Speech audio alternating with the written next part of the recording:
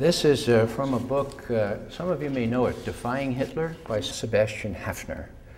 Now his father was a young lawyer in 1933 when it all started in Germany, in Berlin, and he kept a very meticulous, as only a German could do, diary, okay?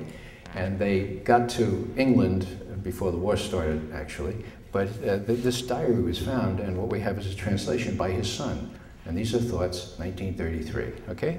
After the Reichstagsbrand, the burning of the Reichstag, here's Haffner. He's talking about how the Nazis were blaming it immediately on, you know how they blamed that immediately? Terrorists. Terrorists who happen to be Dutch communists, but it was terrorists. That was what the word they used, terrorist, okay? After all that, I don't see how one can blame the majority of Germans who in 1933 believed that the Reichstag fire was the work of terrorists or communists. What one can blame them for, and what shows their terrible collective weakness of character, this, mind you, is by a German lawyer, is that this settled the matter.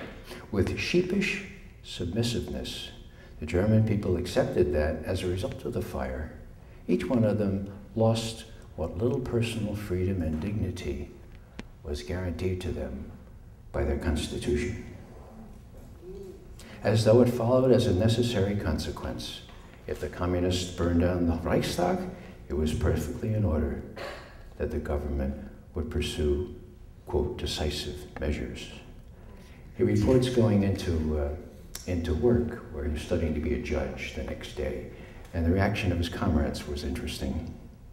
He said they expressed lots of doubts about the official version of what had happened, but none of them saw anything out of the ordinary, and I'm quoting here from his diary, nothing out of the ordinary in the fact that from then on, one's telephone would be tapped, one's letters opened, one's desks would be broken into, and I said, Haffner, as a personal insult, I passed by the kiosk today and there were no communist papers there.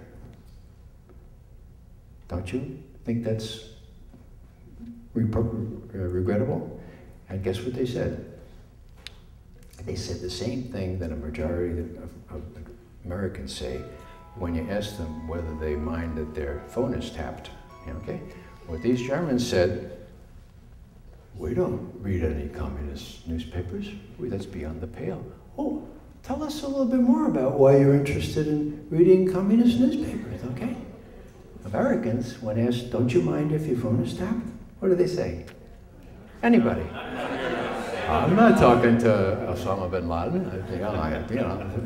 So it's the same syndrome. Let me just continue just for a second here. What was completely absent was any act of courage or spirit by any of the participants. You know, courage is the basis of all virtue, folks. All virtue depends on whether you've got guts. The month of March, 1933, demonstrated that the Nazis had achieved an unassailable position of power through terror, celebration and rhetoric, treachery, and finally a collective breakdown. 1 million individuals simultaneously suffered a nervous collapse. Now, how about the parties? 56% of the parties had voted against the Nazis on March 5th, okay? What about the Democrats? Now, the Democrats in the Reichstag had unanimously expressed their confidence in Hitler and started singing the Nazi national anthem. And in the parliamentary report were the words, unending applause, okay? Now, I mention that because I used to read Pravda every day in Izvestia, and when one of Khrushchev or Stalin, somebody would make a speech like that, they would put right at the end of the paragraph, бурные аплодисменты, всё стоят. Anybody know Russian? Yeah, okay. Stormy applause. Everyone stands, okay? Now you look at the White House website, folks, and you'll see those kinds of things at the bottom of paragraphs when the president speaks. Just take another second here. Okay, how about the middle-class Catholic Party, Zentrum? What did they do? Well, that was the party that supplied the voters the necessary two-thirds majority that, quote, legalized, end quote, Hitler's dictatorship. Lastly, how about the German nationalists, the right-wing conservatives, who venerated honor and heroism as the central characteristics of their program? Says Hafner, oh God, what an infinitely dishonorable and cowardly spectacle their leaders made in 1933 and continued to make afterward. They went along with everything, the terror, the persecution of Jews, everything, even when their members became arrested. So, you know, this is history, and it's not so, you know, I was alive during all this stuff. I wasn't very conscious of it, but I spent 5 years in Germany, folks, and I had all manner of opportunity to ask Germans, young and old, how could it be? How could it be that you are among the most cultivated, among the most well-educated people in the Western world? How could you sit there and let this, how could your churches, your Catholic Church, your Lutheran Church, how could they not find their voices? I mean, it was so obvious what was going on. Guess what?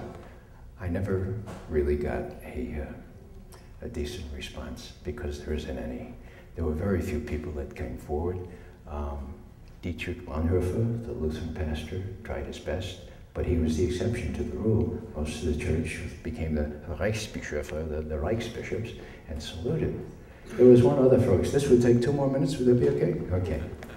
We all heard about, or many of us heard about Dietrich Bonhoeffer, the Lutheran pastor who was hanged by the Nazis toward the end of the war. But how many have heard of Haushofer? He was a geolog, a geologist in the University of Berlin. And he had it made. He had tenure. Some of you may know what that means. Okay. He had tenure at the University of Berlin. Why? Because he had kept his mouth shut.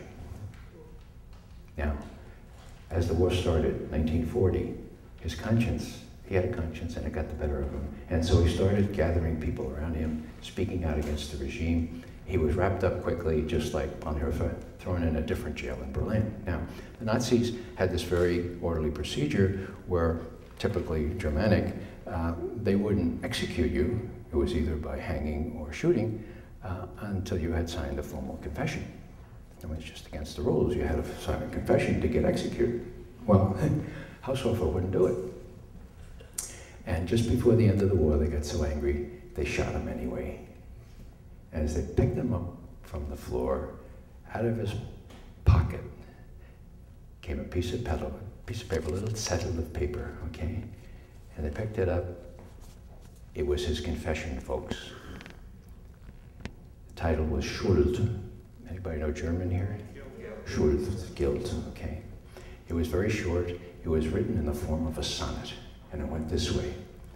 Doch bin ich schuldig, aber anders als ihr denkt. Yes, I'm guilty, but it's not what you're thinking. Ich musste früher meine Pflicht erkennen. I should have earlier recognized my duty. Ich musste schärfer Unheil nennen. I should have schärfer, more sharply called evil. Mein Urteil habe ich zu lang gelenkt. I put off my judgment far too long. Ich habe gewarnt. I did warn, and we know we did warn, aber nicht genug und klar. Okay, genug? Not enough. Enough. Klar. Claro. There's no comparative in German. Klar is klar. Ich habe gewarnt, aber nicht genug und klar. Und heute weiß ich, was ich schuldig war. And today I recognize what I was guilty of. So, you know, as Martin Luther King said, there is such a thing as too late. You know, I'm not kidding you, folks. I think we're approaching that point right now. And I don't know what to tell you to do, but it's something stronger, something more courageous, something more in the nature of sticking your neck out than we've all done before. Thanks.